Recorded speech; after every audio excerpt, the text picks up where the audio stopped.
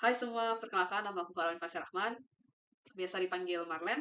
Aku 18 tahun, aku dari Universitas Multimedia Nusantara, dari Prodi DKV 2024. Dan hari ini aku akan menjelaskan pengalaman aku menjadi seorang pemimpin selama dari tahun 2020 sampai 2025. Jadi 2020 itu berarti dari aku SMP akhir ya. Setelah dari SMP, jujur aku nggak begitu mengikuti organisasi bagaimana ya gimana-gimana banget karena ya masa COVID dan aku inaktif banget dalam sekolah. Tapi semenjak 2021 pas aku masuk SMA atau SMK, aku baru aktif. Aku baru mencoba untuk menjadi mahasiswa yang aktif, jadi siswa yang aktif di SMK aku, yaitu SMK Santa Teresia Pariwisata. Dan aku sempat menjadi OSIS, walaupun bukan ketua dan bukan jabatan yang begitu tinggi, yaitu jabatan aku waktu itu menjadi bagian OSIS upacara dan olahraga. Di sana aku belajar cara mengurus upacara, aku harus nyiapin anak-anak, aku harus latih anak-anak, aku harus milih anak-anak yang akan beroperasi untuk upacara hari Senin dan segala macam. Nah, aku juga harus mengurus event yang bertemakan olahraga atau hari nasional seperti itu. Aku belajar tentang itu semua dan itu pun dibimbing oleh kakak kelas aku yang kebetulan juga pertama kali menjadi OSIS di divisi tersebut. Dan jujur aku belajar banget, banyak banget cara time management, cara mengatur sebuah organisasi, cara mengatur jadwal aku sendiri untuk sesuaiin sama apa sih yang harus dilakukan di sekolah dan waktu luang aku. Aku jadi tahu nih cara uh, menyusun sebuah agenda untuk sebuah acara. Aku tahu rasanya melatih anak-anak dan juga uh, beroperasi dalam sebuah tim.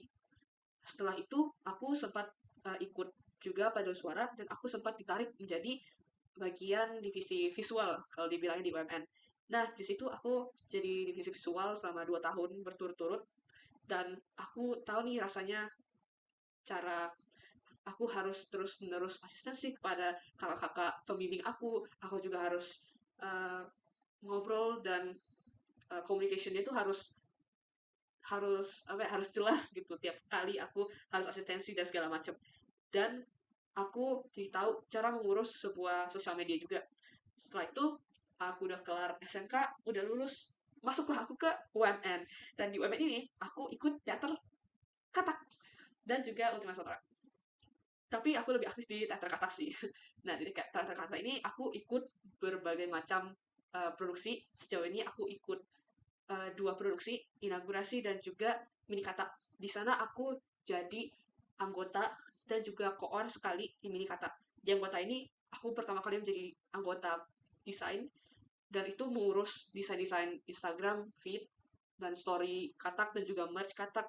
Aku baru tahu tuh rasanya menjadi anak katak dan juga merasa di dalam sebuah komunitas di mana aku harus bekerja keras dan kalau aku molor dan kalau aku tidak mengerjakan tugas itu dengan cepat dan tepat pada waktunya, orang-orang lain tuh juga bakal terpengaruh kerjaannya. Jadi kalau aku nggak kerjain sebuah tugas dan menyelesaikannya dalam deadline yang udah ditentuin, tugas mereka tuh juga bakal ikut terundur gitu. Jadi kita tuh harus cepat-cepatan dan ikutin jadwal. Apalagi pas aku jadi koor untuk publikasi dan desain, aku harus terus-terusan mengejar deadline, aku harus terus-terusan kejar teman aku yang membantuin aku di dalam bagian publikasi. Aku harus asistensi terus-menerus sama kakak-kakak PJ aku dan juga asistensi ke BPH segala macam yang begitu ribet dan aku harus sabar banget.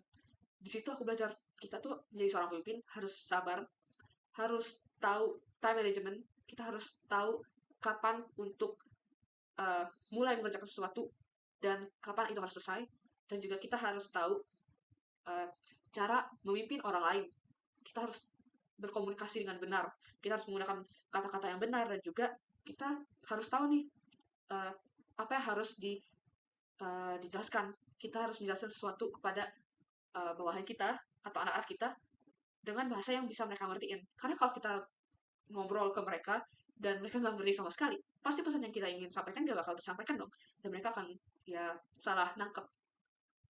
Jadi selama 5 tahun dari 2020 sampai 2025 itu aja yang aku alami sebagai seorang pemimpin dalam sebuah organisasi. Semoga ini semua membantu dan see you next video.